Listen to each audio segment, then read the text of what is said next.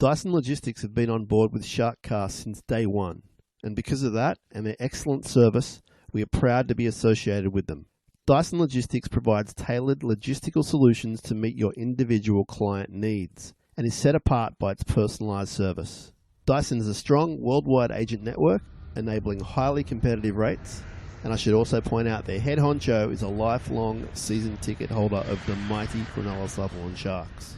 Find them online, www.dysonlogistics.com, or call them on 02 8339 1844. Dyson Logistics, service delivered. The Royal Motor Yacht Club Port Hacking is a hidden gem of the Shire, situated on the banks of the beautiful Port Hacking. It's a great place to catch up with friends, celebrate your birthday or any special occasion, and they always show the NRL live on the big screens. The RMYC Port Hacking, proud sponsors of this podcast and big supporters of the Cronulla Sharks. Check out their website, rmycph.com.au. They've got a Facebook page, or you could go old school and call them on 02 9523 9300. SharkCast is supported by the best and most honest real estate agent in the Sutherland Shire, Jason Hawes from Cripps & Cripps Real Estate. He's an expert in the Caringbah region and has his eye all across the Shire. Lifelong Sharks fan and supporter of this podcast, if you're looking to buy or sell in the region, the person you need to be talking to is Jason Hawes from Cripps & Cripps Real Estate. Call him on 0410 417 450. That's 0410 417 450. Jason Hawes, Cripps & Cripps Real Estate. Sharkies! Sharkies!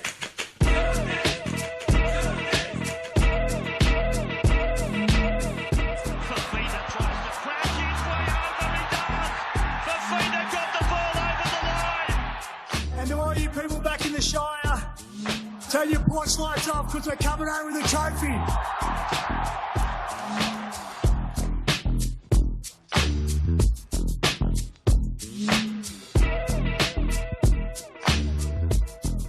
Hey there, welcome to SharkCast Potter Podcast, dedicated to the greatest sporting club in the history of the world, the mighty Cronulla Sutherland Sharks.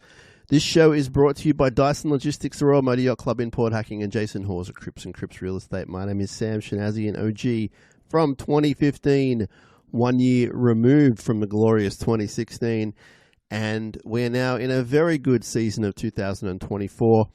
Hey everyone, thanks for bearing with us. We've done less shows than we wanted to lately, but I feel like we're going to get one out today, so thoughts and prayers to both myself and to Kieran Fraser, who's on the other end of the line. We're going to do a hybrid show. He doesn't know anything that we're going to do right now, but we're going to do a hybrid show of catching up with Kieran over coffee about Cronulla into the Flagship show. So we're going to put it all together, and this will be your content for today and the coming days.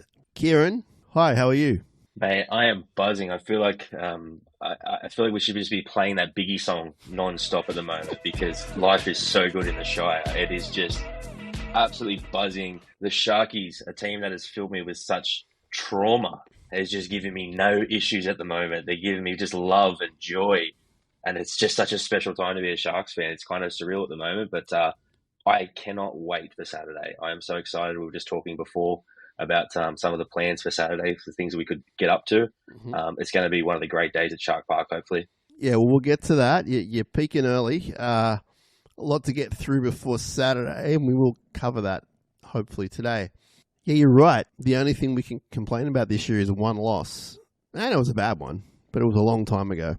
And there is not going to be a lot of criticism in this episode of the team or the game that we played. There's a few things we're going to talk about, which are negatives, but my God, they pale because it's a bumper year. Hopefully it just keeps on rolling on. A long way to go. That's the kind of, not unfortunate thing, but the interesting thing. Could get better, could get worse, could stay the same. Two of those three options are pretty good. Now, we didn't talk about the Melbourne game, you and I. Just give me some brief thoughts on how much you were bursting after that Dan Atkinson performance. It was one of those situations where before the game, I think I messaged you and the news was breaking that Nico wasn't playing and things like that. And I kind of said, I think, I'm not really fazed by it just because of the style that the Sharks are kind of playing at the moment. And it proved to be correct. They played super direct. He defended so well. He was his kicking game was really surprising to me as well. His kicking game was really good, and he just led the team around. And it's one of those things that we've touched on a few times this year is these players that are coming into the team. They really look like first graders, even though they don't have a whole lot of experience. Like that was probably his fourth or fifth game, and his first game starting in the halves, right? So it was a really unique situation where he got called in at the last minute, and they didn't skip a beat. But it's just that forward pack that we've got right now. It's unbelievable versus the Storm. That's a game where historically we joke about all the time that I never want to go down to. And you messaged me after the game and said that you blamed me for not going. So apologies for that. Yeah, I still blame you for that. I mean, I've forgiven you, but I can't let it go. Like that's one of the great wins you and I could have been celebrating, but it's okay. They got the win. That's the main thing. We rolled into Magic Round, Suncorp. Storylines are abound of how we still need to prove ourselves, and this will be the big test. And we know now in hindsight, we knew anyway that storyline's not going to go away. It's here this week, which is just ridiculous, which we'll get to. But Magic Round, Suncorp, two things we don't really enjoy as a club. And the Roosters, not a great record against them anyway. They were in red-hot form going into the game. Couldn't stop scoring points. And it was just a tremendous win. It was, I think, in a lot of ways, better than the Melbourne win. Take the Nico storyline out of that. Up early, and then toe-to-toe, and then they go ahead. We come back. We grind it out. We're scoring great tries. In front of a big crowd. It was the game of the round. Everyone was talking about it. The game itself was exceptional. Again, all 17 guys just playing their hearts out. You touched on it just then, right? There's a couple of hoodoos that we kind of got out of the system, right? So this year we've beaten Canberra in Canberra. Historically, we don't do that, right? We've beaten Melbourne now in Melbourne.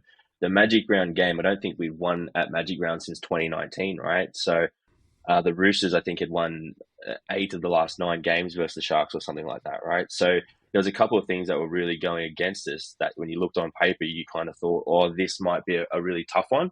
When we looked at this block, the game that worried me the most was the Roosters game, just because of how well that they can attack and they can just pull points out of anywhere. But I think one thing that I noticed was when the Roosters got their points, a lot of it was off set restarts, or it was off penalties, 6 agains, that sort of stuff. So if the Sharks can kind of cut some of that stuff out, you're really limiting the potential to let those points in.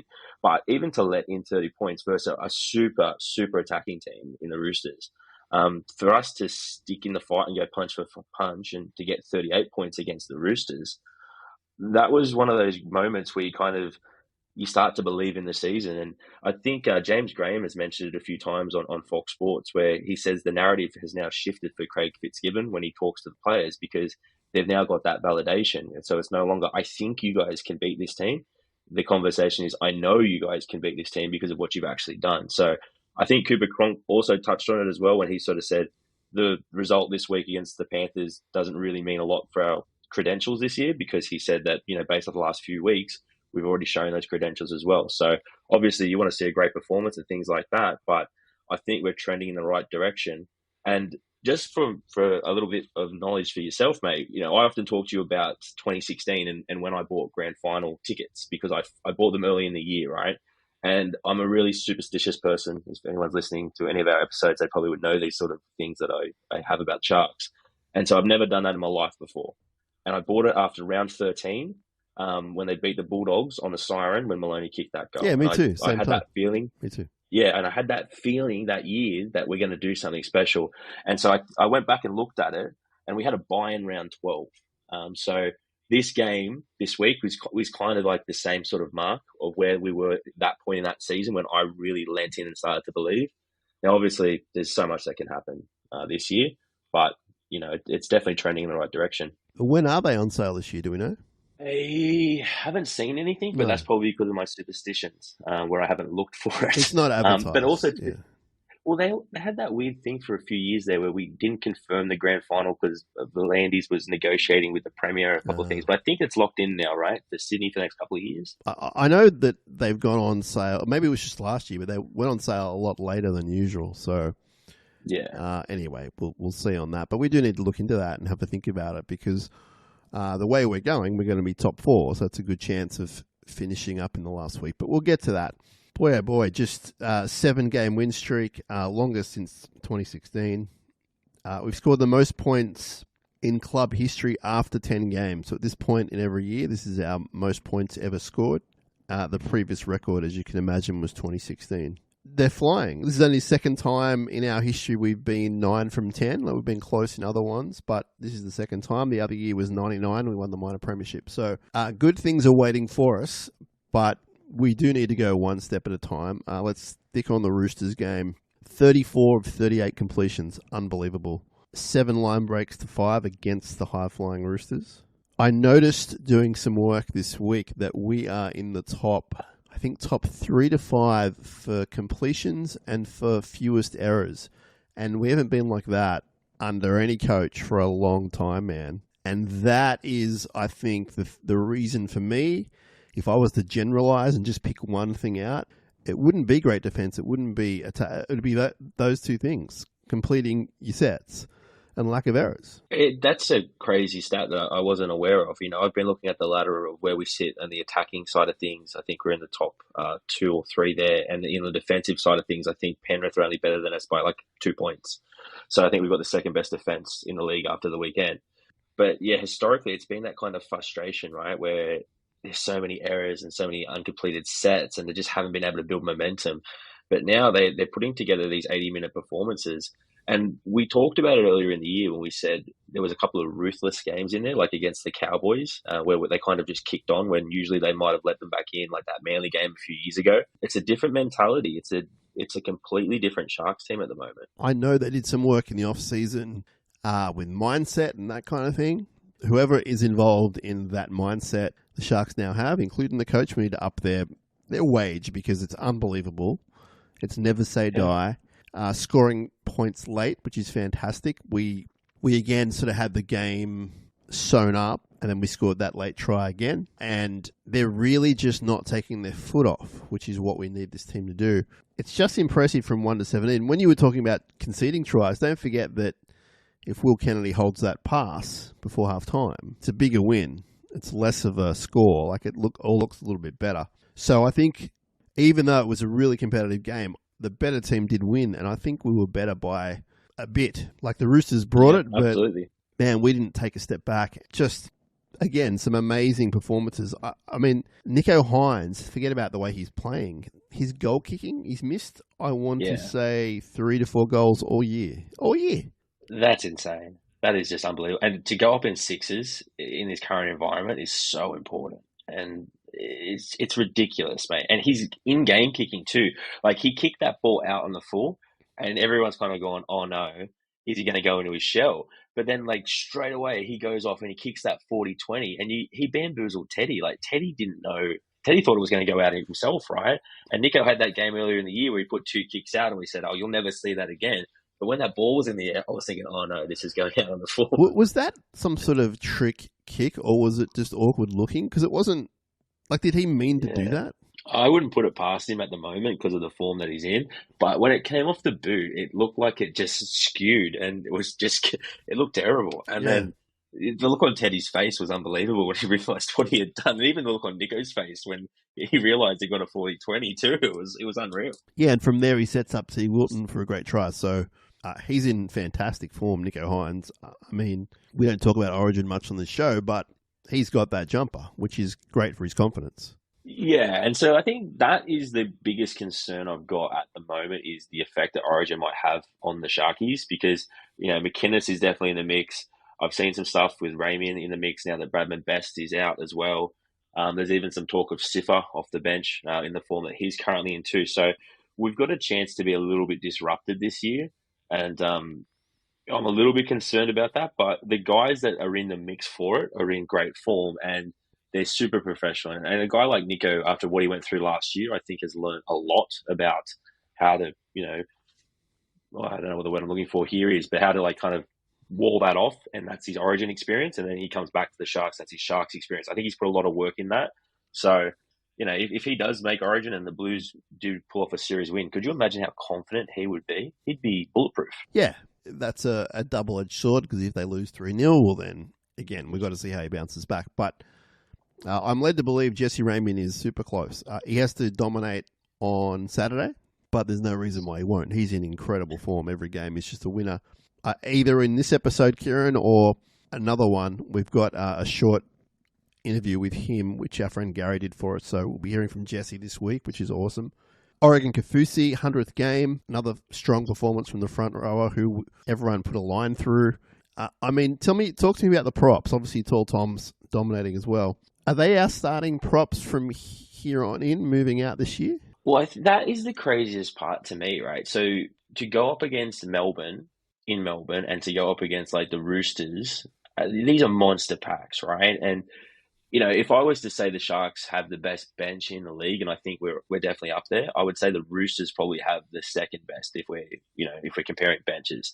And they built their team on similar sort of mindset and philosophies, right, with these big forwards on the bench that can kind of go set for set. So when I look at our starting team, right, and there's no Toby and there's no Hamlin-Uele, it's a real case of how are we going to find that balance with the team? Because I think as a tandem, as a 1-2 punch, Hazelton and Kaufusi work really well. Like, they're tradesmen-like. They go about their business. They make good meters. They take the hit-ups that nobody really wants to take. They do a lot of the tough stuff. And then we're able to bring on that power game. So I don't know how you integrate, Hamlin-Uele we saw come back for a little bit, but now he's not, in the 17 at the moment. And Toby's came back for a little bit and then he got hurt too. So I think right now it's a scary bench with Sifa Talakai, Tuku, who's in unbelievable form, Royce Hunt, who's playing well, and who's the other bloke we've got on the bench? Jack Williams, of course. How can I forget Jack Williams, right? So if you're then to add a Hamlin-Uele and a fully fit Toby Rudolph to that bench as well, it's a really interesting prospect for blowing teams off the park, because the edges, we don't really make changes with Wilton and Nickera. No. Like, they're set for 80 minutes and they're going unbelievable, and our backs are going unbelievable. So we've got this ability to interchange these just explosive props, and we just flood the middle with these giant humans. So I don't know the best combination of how I would balance it, but we spoke a few weeks ago and we said we have no middles. What are we going to do? How are they going to put a team on the park? And now we're overflowing. I'm going to put you on the spot right now. Say that Toby and Hamlin-Uele are fit and they're back in to the 17. Who are you letting go of? So I'm definitely keeping Sipper on the bench. No question about that. I'm definitely starting Kaufusi and Hazelton at the moment. So it's Hunt and Tuku. I think so, yeah. I think that's how it's going to have to fall. But I would really struggle especially with Tuku, because he was unbelievable the other night. The size that he has and how mobile he is, and he's infectious, right? Like, he's got that personality where he's, bubbly, and just the guys, just you can see they get an energy lift from him. Yeah. So I'm not sure what you do there, but I'd say, look, he's probably the most likely one to miss out, and I'd say probably Royce as well. But Royce Hunt walks into most other NRL 17s, right? Maybe not necessarily as a starter, but he is an NRL player. And he's been good the last few weeks since he's been back. Like, he's been really good off the bench. There was a case the other day where we had, I think it was Royce Hunt and Tuku were playing reserve grade for the Jets as a starting front row. Those two guys could walk in and be a starting tandem at, some of the lower NRL club teams, right? So to have that sort of depth, it does remind me of when we had 2016 and we had guys like Jesse, the guy that we got from Manly, that came in for a few games for us. I think it was maybe 8 games in 2016. Yep. And played a huge role for us during that middle period, right? So I think Mooney's one of the most important people at the Sharks, because his ability to build a roster and depth is really impressive. And we didn't have him. We felt it. We did. Some good recruitment getting him back. Let's hit the one negative, and that's the left side edge defense in the last few weeks. And specifically, I believe it's the 4 and the 5. I know it filters from inside out, but from what I can see in most of these tries I'm seeing, it's the 4 and the 5, more the 5 than the 4. Is this something to worry about? Is it just going to happen from time to time? What are your thoughts? We have gone up against two of the better attacking teams in the competition, in the Storm and the Roosters, right? And they're going to get points. So it really becomes how do you limit the damage, right? And how do you kind of control that? And there has been points scored down that side. I think the concerning part is if there's a try scored like that and you sort of see a huge space and huge gaps, and the right decisions haven't been made in the lead up to that. But again, I do think we've come up against two really good attacking units in the last couple of weeks that kind of got us. But again, the Dragons did the same play and kind of got us on that edge too, right? And I wouldn't say they're one of the better attacking teams. So, look, it's something that I'm sure they're working on. But I do feel so much more confident in our defence compared to this time last year. Like when we would go up against these teams last year, I had zero confidence in our ability to, one, absorb the other team's middles, because teams would just overpower us, like against the Storm and things like that. They would just go straight through the front door, and then they would kill us on the edges because we'd be at 6s and 7s. And now, because we're really holding our own in that middle and we're dominating back, I feel a lot more confident in the stability of the defence. So I'm not too stressed just yet. I'm with you. I agree. I just think that particularly for Ronaldo, if he's going to do the jam in, he's going to time it perfectly, but also there's times where you just don't do it. So I'll leave that with the coaching staff, obviously. It's a very small criticism for him and for the team. So I'm not staying up worrying about it, that's for sure. Other question, which I believe other co-hosts and listeners have had their say, I'd like to hear your say, and that is, are you keeping Dan Atkinson or are you bringing back Braden Trindle? So that is such an interesting question, because I feel like we do play a very different style with Atkinson. And I feel, and maybe it's just in my head, but it feels like it's a lot more direct and a lot more in your face, and a lot of like he runs it and not so much trying to pass it out the back line and put on some plays. Sometimes with Trindle and with Nico, you can go a little bit side to side because we do have those trick shots and they work so well. But sometimes if the middle's not getting it done, it doesn't work so well, and you start going, well, why do they just keep going side to side like nothing's on? So DA really straightens it up, and he's that constant running threat. Like there was one run he did from dummy half coming out of our own end where he just took a scoot and just changed the momentum, right? And it was just a really good heads up play. So who would I go with? Right now, I would struggle to take him out of the team just because we are playing very well. If Nico makes Origin, it's going to be interesting if Trindle is available, because they're probably going to get some games together and it might be a bit of a shootout. But the tough part is Trindle's last game for us, he scored 2 tries and was almost man of the match. So it's going to be an interesting situation, and it's going to be a situation where it could be another Lachlan Miller type scenario where we get to the end of the season, or Connor Tracy type situation, and clubs are calling us saying, we want to get this guy early. Can we get him out of his contract? Because there was a lot of eyebrows raised when we re-signed him last year for 2 years. A lot of people said, why are we doing this? But the club had a lot of confidence in him, and he's filled that Connor Tracy gap, and he's able to cover the halves a little bit better too. So I think I'm sticking with him at the moment. What about you? Oh, I'm not changing a winning team, and that's not disrespecting him. It's more just everything he's doing is great, and as a team, they're just on fire. His defense is great. Yeah, they're just two very different players. That's where I struggle, because as you say, Trindle's more of a side-to-side guy, more of your classic half, and he's been great in every game he started. He's been great. And Dan Atkinson is more running half, but he still has great skills in kicking. He's a great defender. Probably just needs to work on some of the passing stuff, which will get better over time. So it's super tough. And I mean, yeah, Nico's going to be in Origin. Let's lock that in. So we're going to need them both to play. I just wonder if it does become a shootout or not. I don't know, because I do think, and this is just me speculating and being opinionated, but I do think what Trindle did has let down a lot of people within the organisation.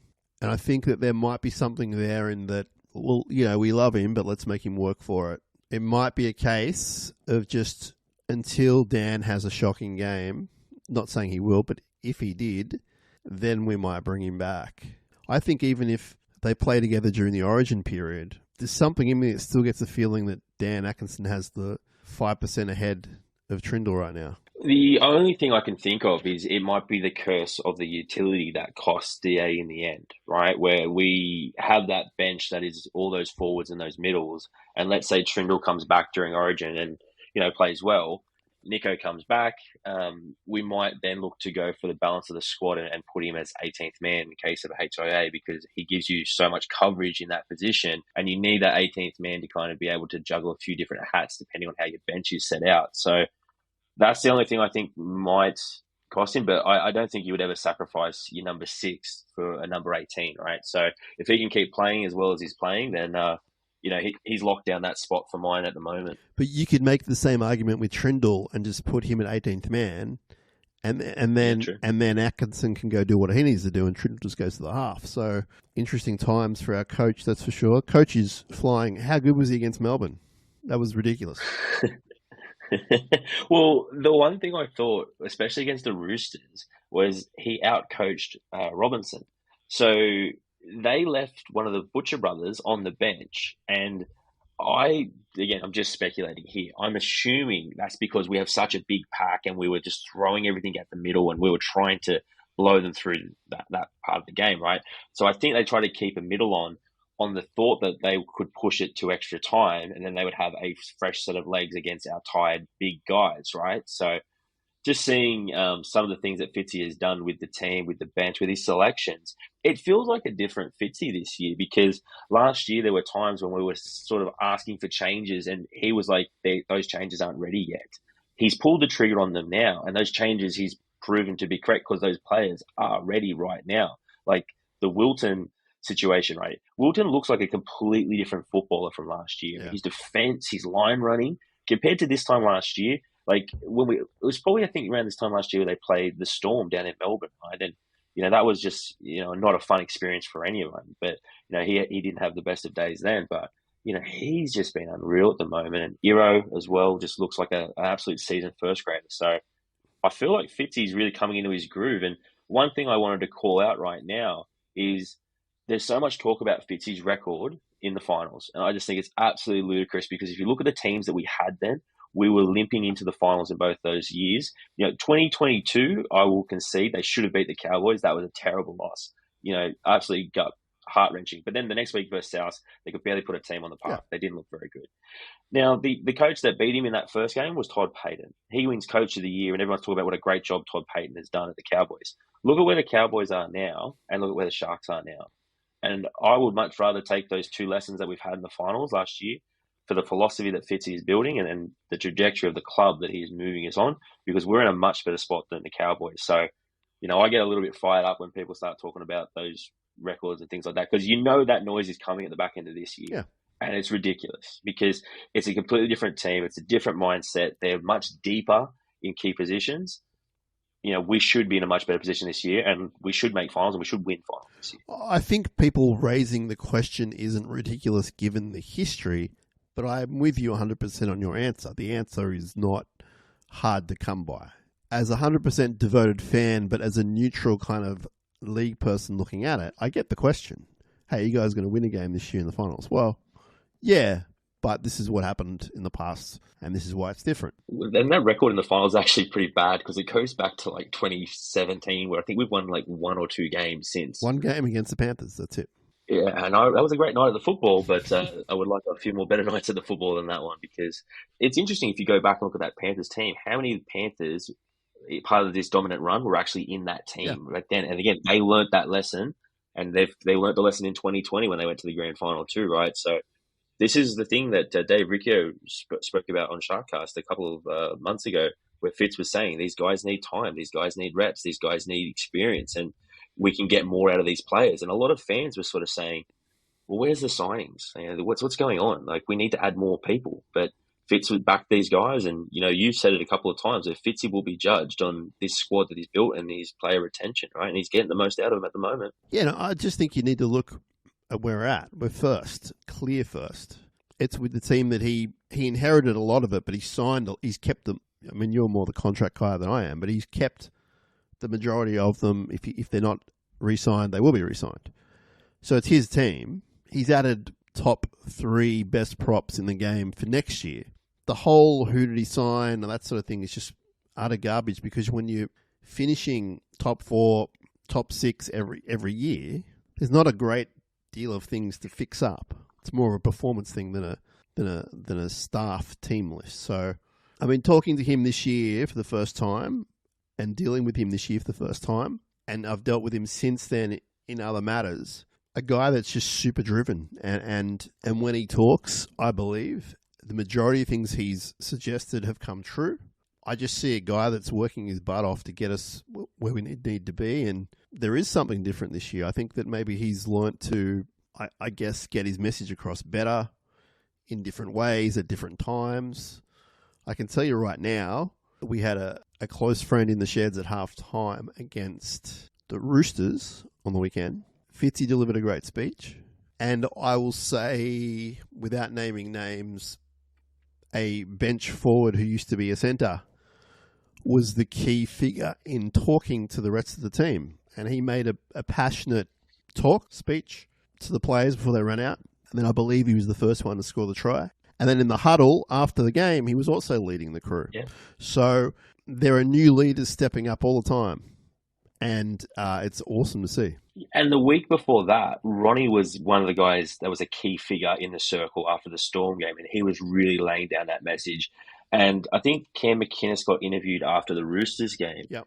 and he was talking about what a connected group that this is and how it's a little bit different and how blessed he felt to be included in this squad of players that have been together since a lot of them were 16 years old. And they've grown and they've won competitions in different levels of the game, and they're now just sprinkling in these players from different systems, right? So we get a few guys like, Cam McInnes and, a Fanil Blake for next year and a Nico Hines over there, right? And everyone's just buying into this group, and you see it when it comes to the contracts, you see it when it comes to the re-signings, you see it when it comes to Hamlin Ueli saying he was almost in tears an hour before the deadline when he had to make a decision because he couldn't face the prospect of talking to the team. This is a front rower that is like 28 or so. Like these are his prime money-making years, who took substantially less money to stay with the Sharks. And congratulations to him. I saw he did a post yesterday saying he's having a little one, so another little Sharky in the family, which is unreal. But you can just tell, like, this is a club of people that are all moving in the right direction, and they're buying in. And to your point a little bit earlier about Trindle, where he may have let some people down, I think that could cost him in the kind of, mentality that they're building with the whole won't back down, taking backwards steps, and everyone moving in the right direction. So it's super positive at the moment. And I know, people might be listening to this game, these guys are being too fluffy, these guys are being too positive. But look at the ladder, look at the stats, look at how they're playing. Sometimes you actually need to go, you know what, we're doing the right things and we're heading in the right direction. Yeah, and on the Trindle matter, again, agree with what you're saying, and I was saying before, I don't have any doubt that he can win the trust back. They're not that sort of a club or team that just sort of writes you off. But it's going to take some time. Their arms around it. Yeah, absolutely. Yeah, they're still. I mean, I saw some photos of him this morning with some of the other players getting coffees and things like that too, right? So they're still putting their arms around him and telling him, you can be back, and it will be great to see him back. Yeah. And then we've just got a decision to make on how we go. Yeah, it's just bizarre, unfortunate timing. I mean, some people will say it's karma. I'm not saying that at all because I'm not holding it against the guy. I want him to come back and be amazing, both on and off the field. But it is bizarre timing that this other kid comes in and just dominates. And all the football that I've sort of seen from him has been at fullback. And, I know he played, I think, a trial for us in the halves. And it wasn't the greatest game. Again, you can't really judge things on trials, but he's by far exceeded our expectations because I kind of saw him as that running sort of threat that could play a couple of different positions and fill a hole. But he's done way more than fill a hole for us. He's absolutely stepped up and been a key figure. To beat Melbourne in Melbourne and have that composure is ridiculous. We're going to move on to different segment of the show basically right now. So bear with us, everyone. We're going to skip the news because there's no news. The Jets won. They scored, I think, 50 points, which is awesome. But I'm sure there's plenty of news. But we're just going to skip through to the mail because we've got some mail to get through. First one is from Wade. Wade says, I'm really starting to believe we can actually do something special this year. First question. Do you think it's possible by career end Nico could overtake Gal and ET as the greatest Shark ever? If he won multiple Dally M's, wins a title, I'm not so sure he could, but love to know your thoughts. You can take this one, Kieran.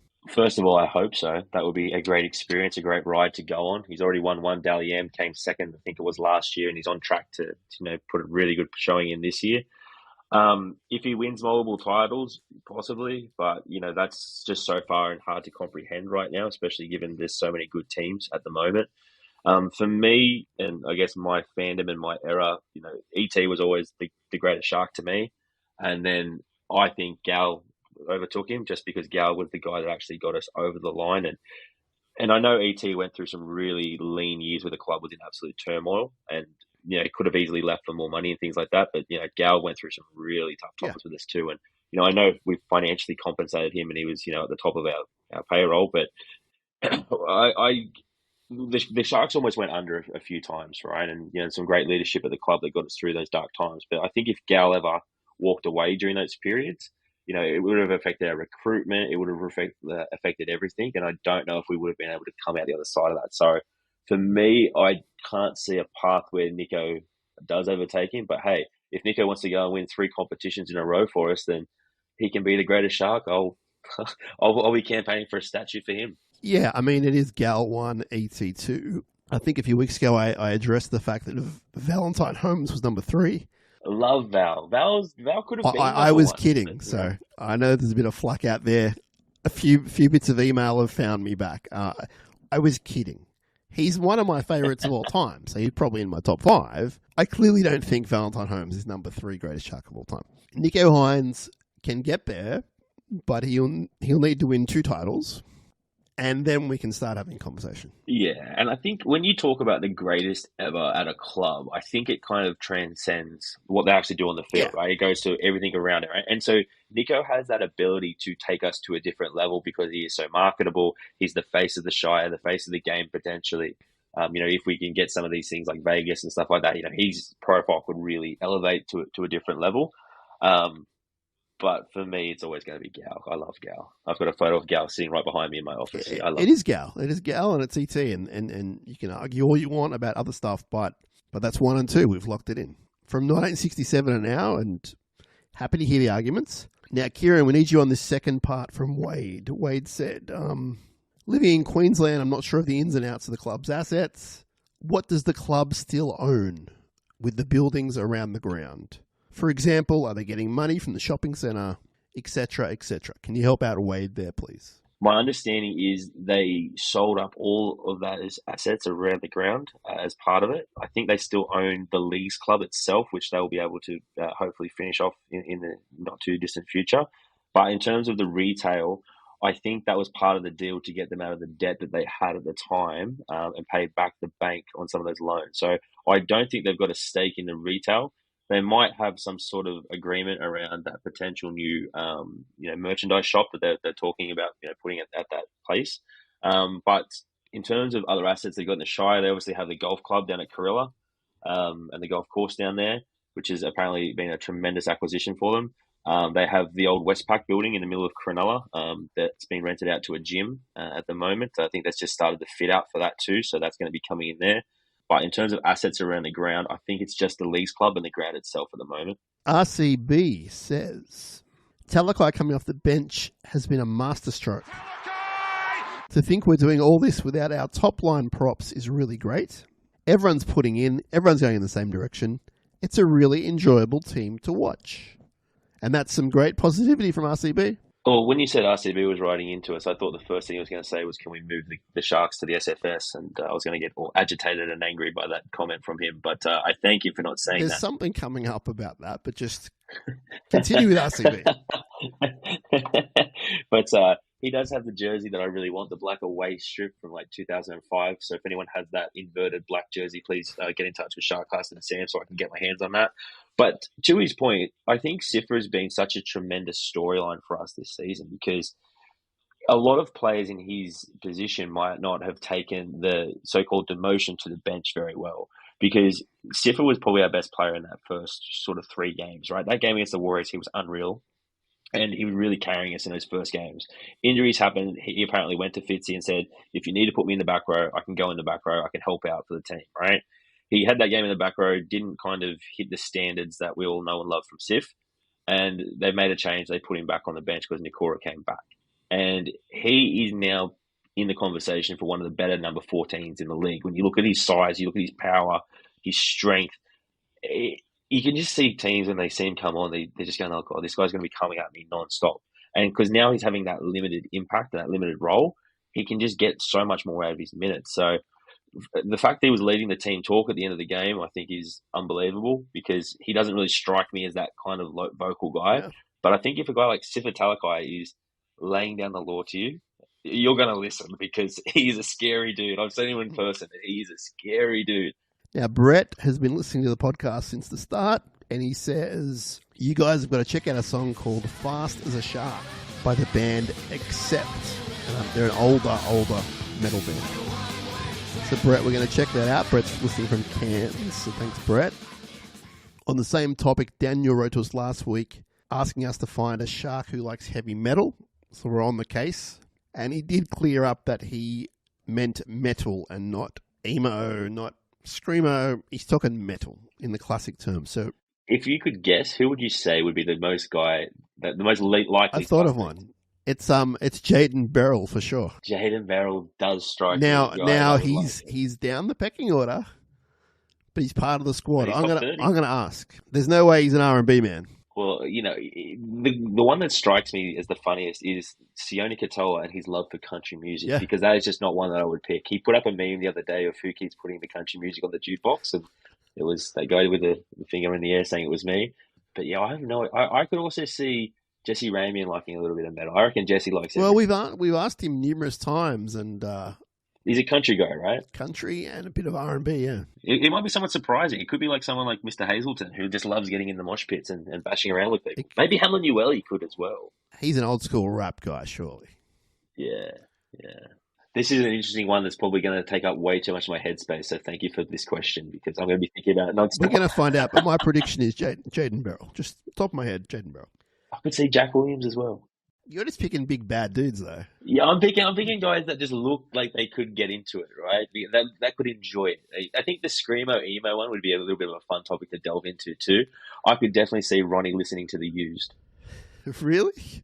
Oh, I could see that. A bit of blue and yellow. I could see him having a little bit of reflection out the window on a rainy day. I could definitely see that. Paul's written to us. He says Tom Hazelton has 5 tries this year. That's more than the incumbent New South Wales winger Brian To'o. It's the same as the incumbent New South Wales fullback James Tedesco. It's the same as Val, the future Holmes, and the same as Aden Fanua-Blake. He wanted to let us know. That's insane. And there was a few years there that were really grim as Sharks fans. And like Fafita was our number one try scorer, and he had like 9 for the year, right? So to have a prop who's already got that number of tries at this point of the season is unique. But I think it kind of talks to, again, that mindset shift and mentality of this team, because they still have those trick shot plays with the wingers and the great finishers. They have those back rowers who are just going to run through a brick wall on those crazy lines. Like that one that Wilton scored off Nico was unbelievable, where Nico looked long and played short. And then you have this middle that is just consistently a rotation of front rowers who are just size and power, just going straight at people. So it's becoming one of those things where if you're going to do a multi and gamble responsibly, you kind of have to throw a Sharks front rower into one of those mixes, because they're the most likely candidates, because they have so many big guys. And, a lot of people have said in the past, like, this crash play, it doesn't work. Why does Brayley keep doing it all the time? But he keeps pulling it off, and, these crash plays are working. And some of these tries Hazelton is scoring are from like 10, 15 out. Like, they're unreal. There's slightly less crash plays, though, the Hazelton ones. Some of them he's like a pinball, where he's just like lumbering up from 10 out, and like they're just throwing everything at him, and he's still getting there. Like, he's like almost sideways running at points, and he's becoming one of my favorite players at the moment. So congratulations to him. What a story. Like, from where he was this time a year ago to where he is now.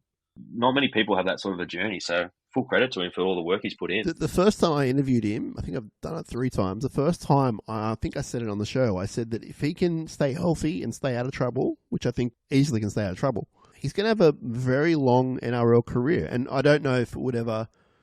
I wasn't sure if it would reach the heights of playing for Australia or whatever, but he just was one of the more mature, younger guys I've ever met, especially in that position. He's living up to that a lot quicker than what I thought. But he's got a huge future ahead of him. Like, he'll be getting contract offers left, right, and centre. And he seems to love the club, because I saw Fletch making a joke of saying, "Oh, you're off contract soon. The Roosters have got a lot of money," and like he didn't even kind of acknowledge the joke. He just sort of said, "No, I'm very happy here at the Sharks. Thanks, mate." And it's that sort of mentality that, he's building throughout the club, where people don't want to leave. And, there'll be guys that miss out on the 17, but they still won't want to change clubs. Whereas in the past, if you moved a guy like Siffer to the bench, that guy might have caused unrest, and it just takes one bad apple to kind of ruin it for everybody, right? So, yeah, having guys like Hazleton who really buy in into the culture and to the club and genuinely love it, it's infectious. Like, look at when he scores a try. Look at all the players in the background. Like, they're going insanely happy. And that was one thing that I saw when Siffer scored against the Storm. So Siffer kind of put his finger in the air and was celebrating. If you look at the background of that photo, you can see Jesse and Katoa with their hands in the air, like screaming, going mental, because they're a really connected group. So full credit to them. I don't know what they're doing. Very funny slow-mo of Tommy's try from the weekend. And you can see Britain's asking for the ball. Pass it. And to his right, our left, is the Tongan fisherman. And he's sort of got his hands like this for people who can see him. I don't know who can see. And then he slowly just realizes he's going to score. This huge smile on his face and hands go up. It's absolutely beautiful. On that note, Alan wrote to us and said, "Great work, Fitzy, showing the team you have confidence in them." He says, "What do you guys reckon?" So from that, I'm taking that Fitzgibbon is showing the confidence in the players. The players are returning it.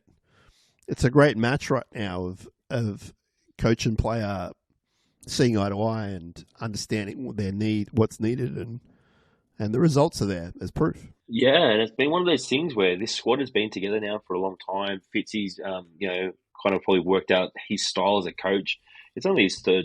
He's had 2 full seasons, right? So I think right now it's just this group that's been connected for a really long time, and maybe the signing of a Fanil Blake was kind of that spark that some of those guys needed to kind of say, well, look, I need to really fight for my spot because, maybe I was a little bit too comfortable, because the players haven't changed in that middle. Sure, we brought in Tuku and we've brought in Hazleton, but for the most part, the rest are all the same, but we're getting more out of those players. So I don't know if that's a mindset shift or if it's you take out a Dale and Wade and you replace them with 2 power forwards, if that's the missing ingredient. I'm not sure, but we're getting more out of the same people, which is unreal, because we're not bringing a lot of people into the club, which is great. Jamie from the UK has written into us.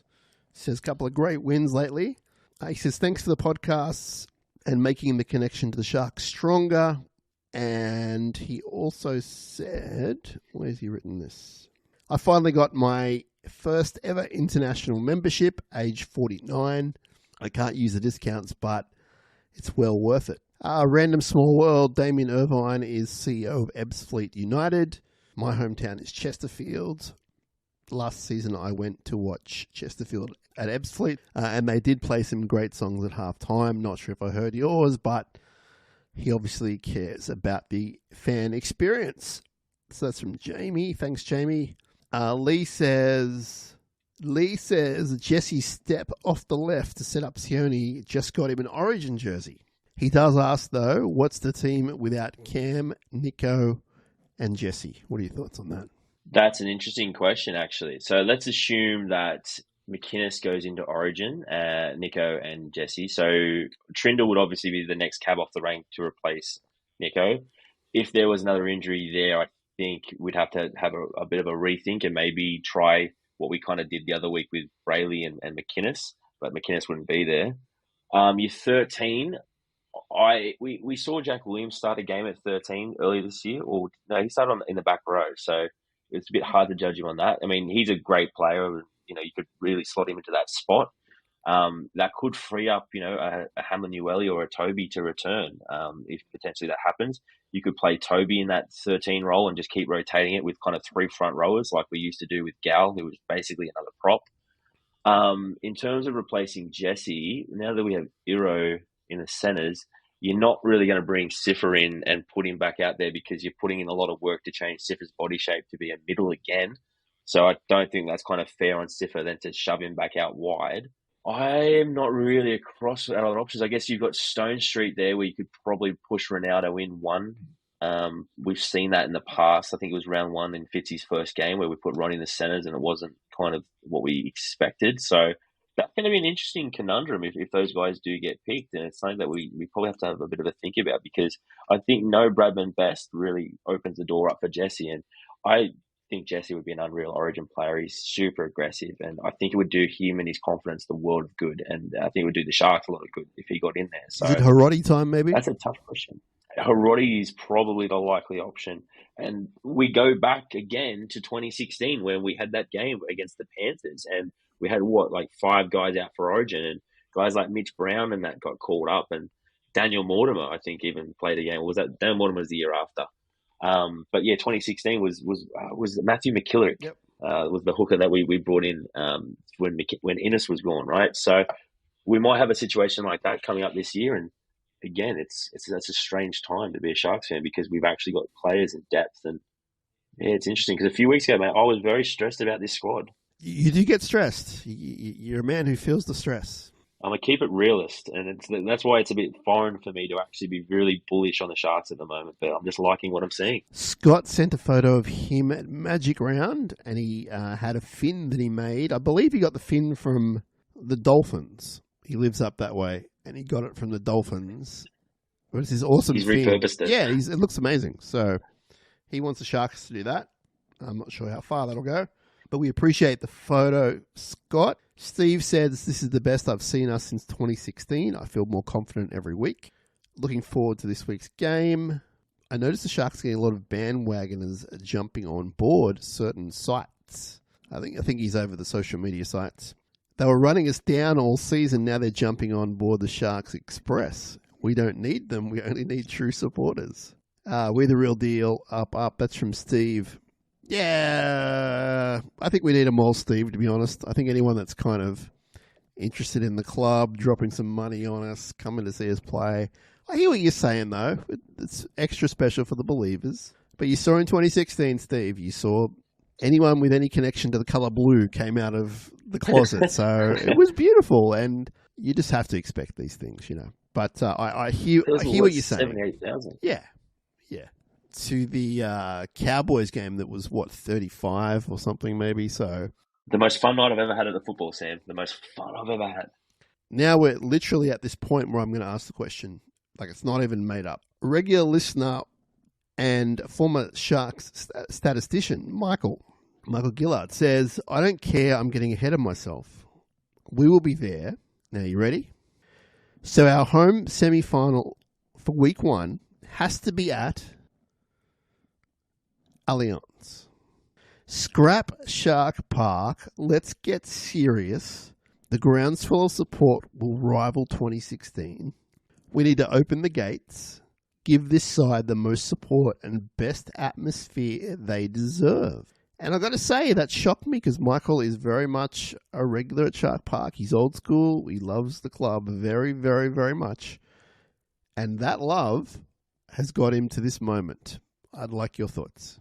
So I completely understand the thought process behind this is a new season when we start the finals, and we got to address it as such and try to take it serious. It's not at Shark Park and all those things, right? For me, it is such an advantage at Shark Park. The players love it so much. I don't think you can take the last 2 years and sort of say, well, if those games were at the SFS, they would have won. The Cowboys game is... Maybe that was, just first nerves or whatever the case was, I don't know. But that was, abhorrent and one of the worst days of the football I've ever had, actually. The Roosters game last year was a mess. But again, I don't blame that on being at Shark Park. And again, if you played that at Allianz, you're playing that at their home ground, so that didn't make any sense. I think it will depend on I am assuming that Michael is saying we're not playing the Roosters. You wouldn't move the game out to Homebush, so Allianz is really the only option for us. There is something to be said about the atmosphere that you can create there, especially with a lot of Sharks fans. Like, it can be rocking there. But I think round 1 of the finals, I think you've got to do it at Shark Park just because other teams hate going there.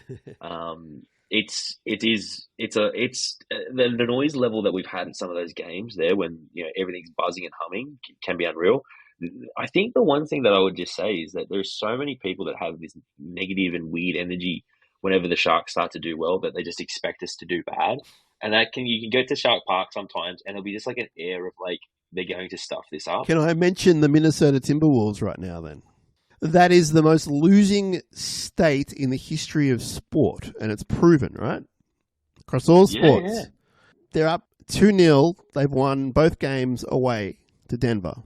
They lose their games at home, lose the next game away, then win the last two, one in Minnesota, then go to Denver and win. Now, I had people who I know from the state saying, hey, don't expect anything. Forget about the Nuggets being the best team in the comp. This is Minnesota. They're going to muck it up. Yeah. And they were down by 20 points in the game and had the biggest ever Game 7 comeback. We saw in 2016 hoodoos don't exist. Sorry, they exist and they can be killed. I don't know if they can come back. Once they're gone, I don't know if they can come back. They can't come back in the next 30 years, No. So anyway, continue. I agree, though. There is a sense of doom sometimes down at Shark Park. Yeah, and on that Timberwolves thing, right? That's a classic example. And so someone said to them, "Do you think you need to, make the NBA Finals to lose one?" And they sort of said, "We've been losing for 20 years. Yeah. Like, what else do you want us to keep losing for? Like, we've experienced enough. Like, we're good to go." And I think that mentality, and whoever the Sharks social media person was in like 2016, they did a really good campaign. I think it was like "Why Not Us" or something like that. Yeah. And it was like the mentality that they kind of just adopted, and it was everywhere. And I saw other people's fans making fun of us, saying, "Why not us? Because you've never won a competition," and all that type of stuff, right? They stole it from whatever American team that year broke.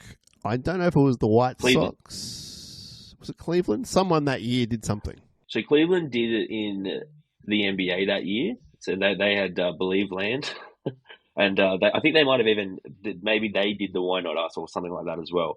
But to your point, these hoodoos are meant to be broken and things like that. And I think if you have a chance to play at Shark Park and get a week off for winning at Shark Park, and so far this year, they're playing unbelievable at Shark Park. It's a different team. It's a different mentality. I think you got to take it. And yes, fans will miss out. And, you and I personally have sat there on Ticketek's website battling to get tickets. And we're two diehards that go every single week to the football. We sit there, rain, hail, or shine, and we were fighting for tickets, right? And you always say, if you really want a ticket, you can work out a way to get one, right? And look, people will miss out, but that's what week 2 of the finals is for, right? We'll go to a big stadium, hopefully, and have a week off, and everyone can get there, and then hopefully keep going from that. As I said to Michael when he sent that to me during the week, I said, well done on opening a can of worms, which it is. And to your point just there, I'm going to be a lot more cool with us playing there in week 1 if the Sharks and the NRL have the guts to work out a system, and it can't be that hard, where season ticket holders and then members are guaranteed place. Now, I don't care how you do it, but just do it. Make it happen. Make it work. You make it work for 10 games of the year. You charge a lot of money. Reward me. Yeah. Give me a guarantee. If you can't do same seat, and I don't know why you can't, but if you can't, then guarantee me a seat somewhere. If I'm a GA, guarantee me a GA. It's not that hard. You've got all these months of the year to work it out. Having said that, I'm with you in the fact that teams don't like playing at Shark Park as far as a playing experience. They hate it. So there's 2 advantages. I will say it'll be dependent for me on who we play because as we've spoken about in the show, the Roosters had probably, 40% of the fans, and they were as loud as the Sharks fans. So it wasn't exactly this huge advantage for the team. But it is your home. You are going to have the greater fan base. My heart says week 1 Shark Park. Yeah. My head says I want to listen to Michael and other people like that and make up my mind a bit later on. But my heart says Shark Park. Yeah, and there is something to be said, though, about the atmosphere at the SFS when it's full of Sharks fans, right?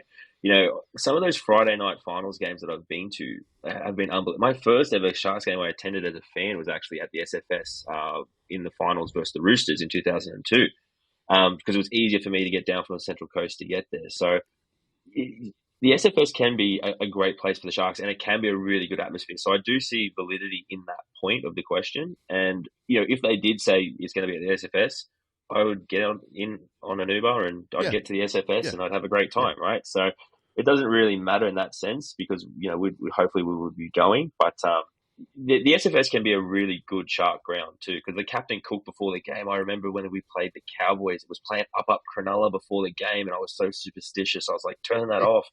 But the whole pub was rocking, mate. And it was just it was one of the best vibes that I've ever been to. And that game versus the Cowboys in that 2016 final series will forever be one of the best atmospheres I've ever been in. All right, we'll wait and see on that one. We've got to make the finals first. Yeah, that's a huge can of worms to be starting now because it's going to be a talk track for the next 4 months. Michael's earned it, so I'm happy for him to do it.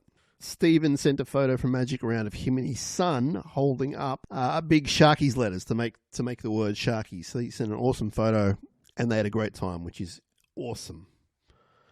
Joanne replied to Gary Dobo's photo of Britton Nickera, saying it's one of her favourites, and I replied, me too, if not my favourite.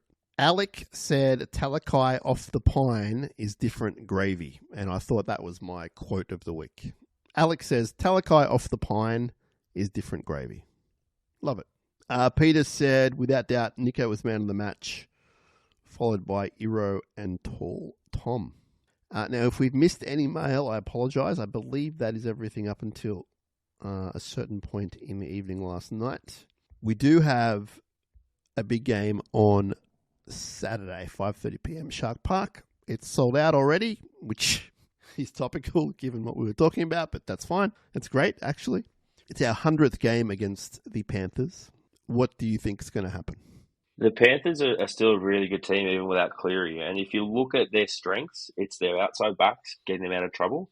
It's their middle being explosive. And that's what we've tried to mould our game on this season as well, right? So it's going to be a really good test for the Sharks to see where some of our middle stand versus a super aggressive Penrith pack.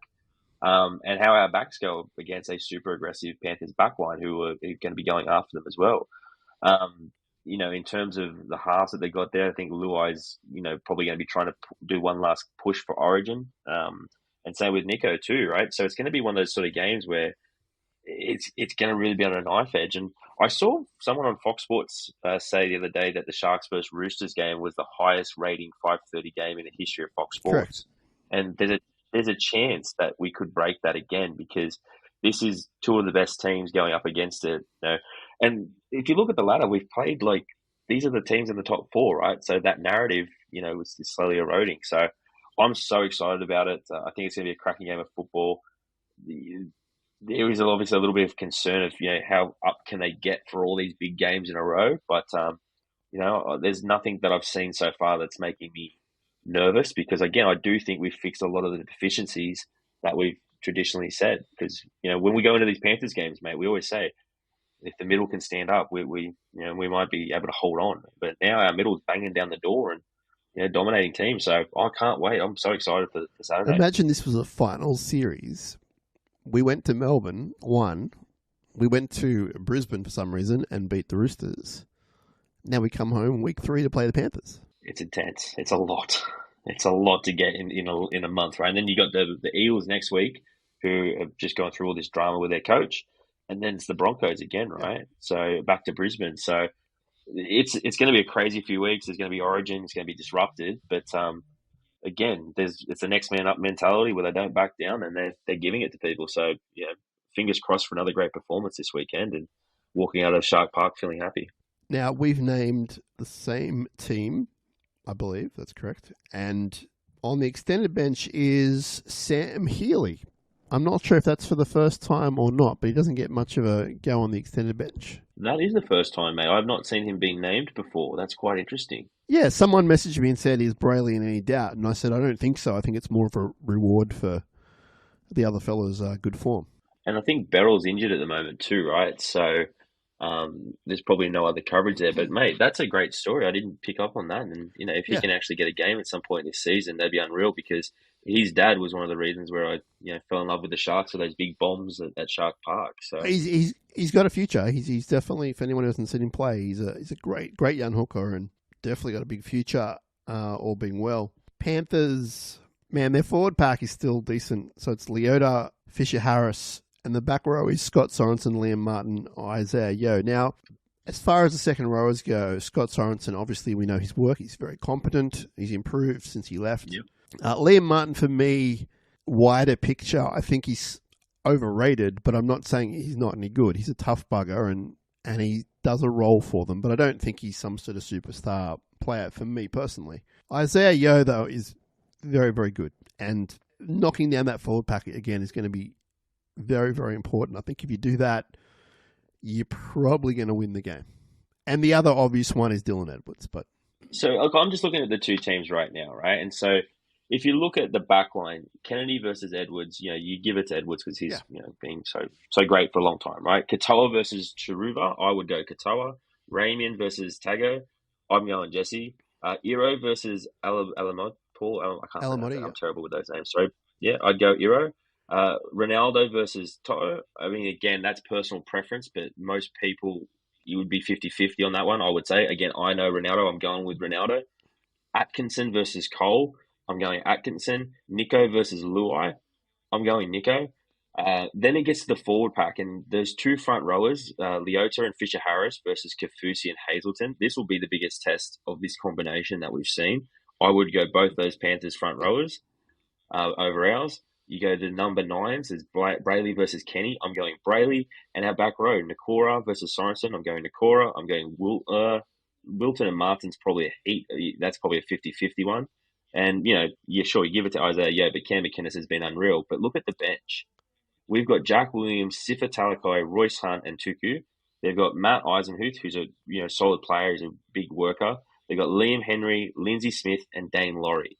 So if we are to get on top of these guys, we're going to need the front rowers to do a really good job to hold up Fisher-Harris and Leota to give us a chance to unleash our bench against theirs. Because I think if I was to say we had one advantage, I would say it's the bench. Yeah, and I agree with you. Their bench is not fantastic. So I do think it's there for us to win. Current form aside, I think that as you just went through it, our team is better. I feel like we have more to play for. The one thing I will say is the Panthers, obviously the number one team for the last 4 years, and in some instances in record-breaking circumstances, they're going to want to knock off the best team in the comp, which is us. So I have no doubt in my mind that's their storyline. No doubt in my mind. They're underdogs, no Cleary. Let's show them who's boss. And that's what they're going to bring. So everyone should be prepared for that. This is not going to be an easy game to win, but I think we will win. And I'm looking forward to it. Before we go, Kieran, because I know you love this so much, I have got a random Shark of the Week for you. I'm very stressed already. Let's go. I feel like for some reason you're going to get it. But this is what we're doing this week. We're going with it. See how quick you can do it. Okay, I got you. Born on the 8th of May, 1981. He is a Mergon Mustang Jr. Your eyes went wide when I said that. Do you even know where that is? No, I have no idea where that is, but I have looked at a player on Wikipedia in the past, and I have seen that team name before, but I can't remember who it was. NRL debut 2003 for a club, and he played against Penrith. His last game in the NRL for a club was in 2008. 37 NRL games. He didn't score a try for the Sharks. Did not score a try. In his NRL career, he kicked 2 goals. In his NRL career, he scored 12 tries. 12 tries, 2 goals. Any ideas so far? I am blanking at the moment, and I keep thinking to myself, I peaked with Andrew Dallalana. So, his last game was at Shark Park against the Broncos in round 10, 2008. In 2008, was it? That was his last NRL game. It was for the Sharks. Yeah, well, mate, I do remember 2008 really well, and it was very traumatic that the way that it ended, especially with that soccer training incident where we lost one of our halves. So I've got PTSD coming at the moment, but I think I need a little bit more. Yeah. Played for 3 different clubs. At one club, he played 17 games. Another club, 14. He played 6 games for the Sharks. 6 games? Yeah. And I'm guessing he probably joined us in 2008. So I'm guessing he didn't do the 6 games over multiple years. Believe it or not, my research doesn't have that, but I think it was potentially 2 years. Okay. Yeah. He was versatile, and he played in his career both in the back line and the forward pack. Paul Stevenson? No, but if memory serves me correct, is he the chap that came from Manly? Yeah, he was a guy that came from Manly. Yeah. He was like a centre winger, but he could Serviceable. play back Yeah. row as well. Liked him a lot. Yeah, he had a really good year for us. Not him. I think he had more of a career than this young man. So, all right. So he can play in the forwards and the backs. He was there in 2008. I reckon that you would have seen a lot of talk about him on a certain forum that is still running to this day. And hello to everyone listening on that forum.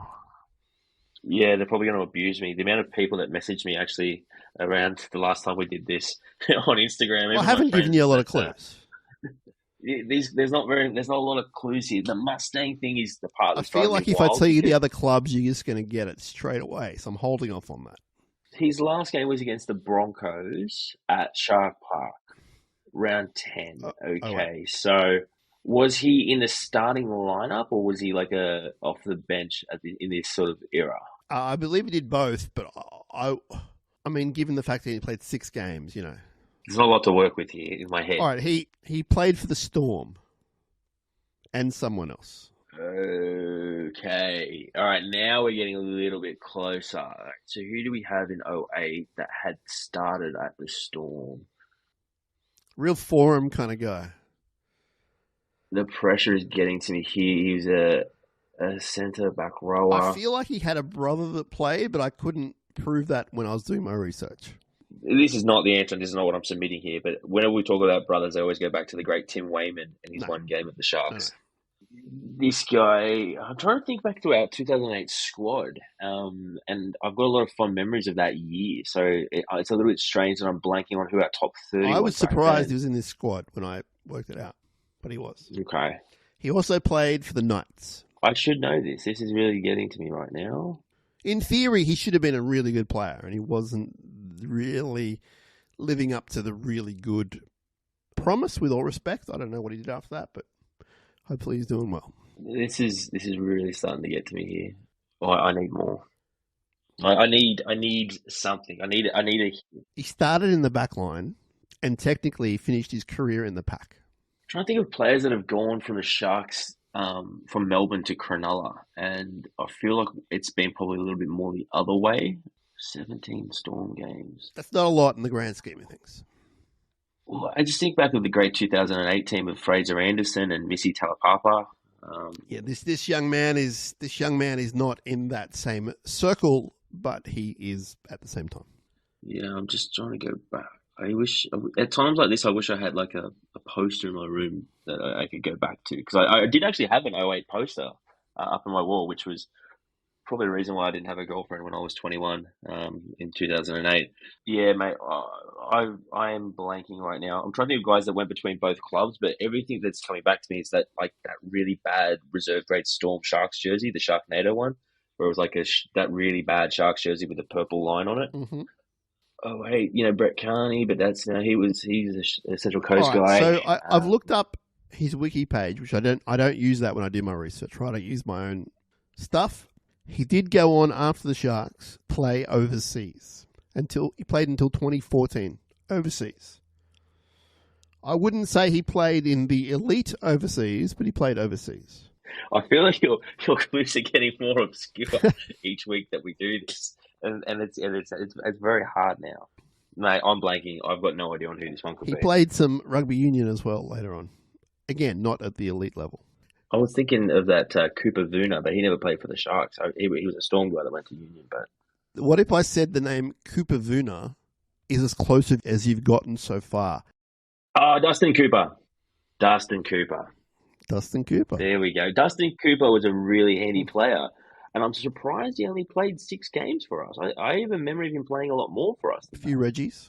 And his brother, yes. Okay, now it's all making sense, and now I feel like an idiot. I feel like people would be listening to this saying, how could you not remember Dustin Cooper? Because he had a really unique style. Tall. Did he go Japanese rugby? Yeah. Yeah, and he had like a kick on him as well, too, that didn't really look like it would come from him. But yeah, he had a really good high ball on him.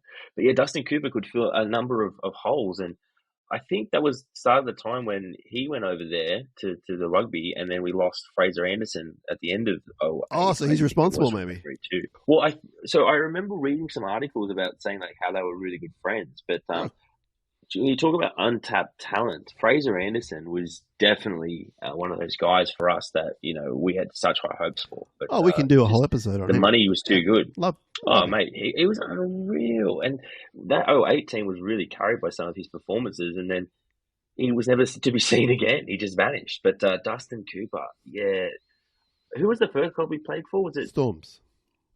Storm, and then Cowboys. Newcastle, sorry, and then I don't remember the Knights, but yeah, surprisingly, he only played 6 games for us. He's definitely someone I probably would have pegged as like a 20 gamer.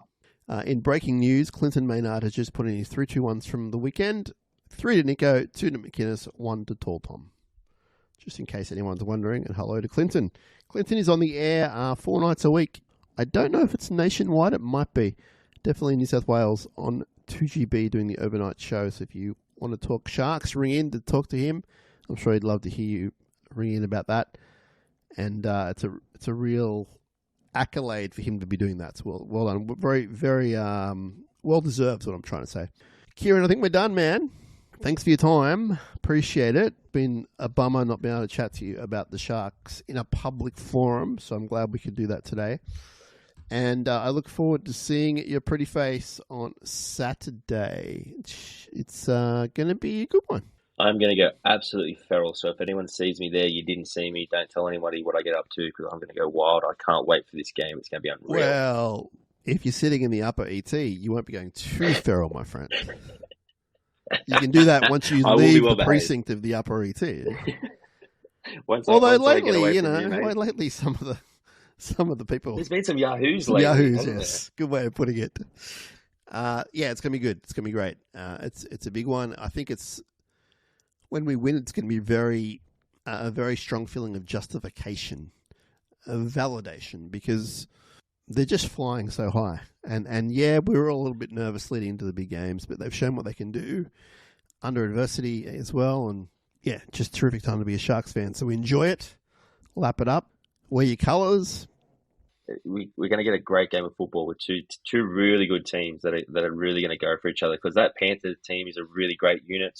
They've been together for a long time, and they'd be annoyed that the Sharks are 4 points clear of them. Absolutely, and they'll be wanting to send a message. So it's going to be a firecracker. I absolutely can't wait. It's been 3 great weeks of football where I've actually been excited to watch the Sharks play, and I've been confident versus being nervous. So I hope everybody else has some of that feeling too, because it's a different year, it's a different mentality, and it's a different squad. Absolutely. So don't hold on to negativity, baby. Let it all go. People are funny. Anyway, Kieran, we'll talk to you soon. I'll see you soon, which is exciting. Everyone, thanks for being in touch. Hopefully we got through all your mail. SharkCastPod@gmail.com. We're on the socials. Follow us, message us, like us. Importantly, tell your friends about us. I got some nice mail during the week, which I didn't get to. It wasn't really for public attention, but someone wrote in saying they were actually at Suncorp at Magic Round having a great time, and they were mingling with other Sharks fans. One thing led to another, and somehow we came up, which was great, the pod.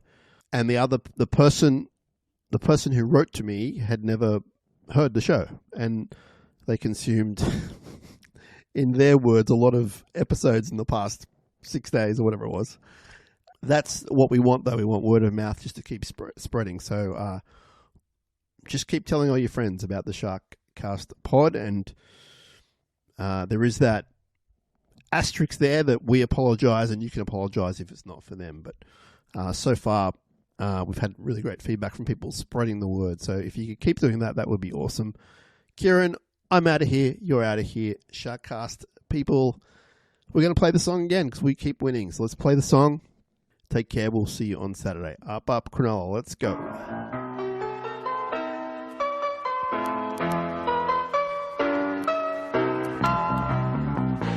Up, Cronulla, the boys in the black, white and blue.